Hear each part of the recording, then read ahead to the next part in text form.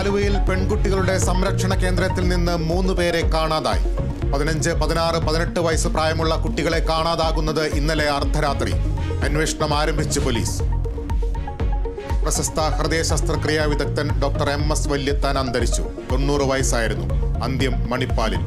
വിട പറഞ്ഞത് തിരുവനന്തപുരം ശ്രീചിത്ര ഇൻസ്റ്റിറ്റ്യൂട്ട് സ്ഥാപക ഡയറക്ടർ.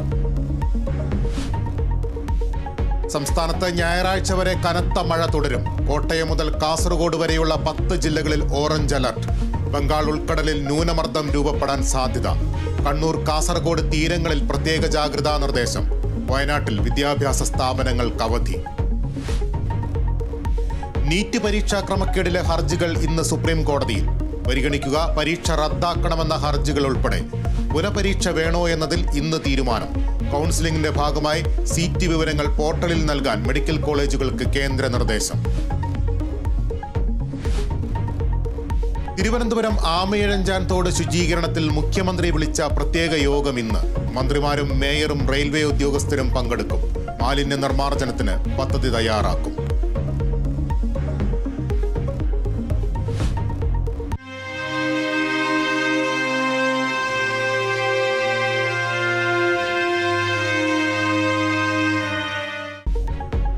കേരള രാഷ്ട്രീയത്തിലെ ജനകീയ മുഖം ഉമ്മൻചാണ്ടി ഓർമ്മയായിട്ട് ഇന്ന് 1 വർഷം.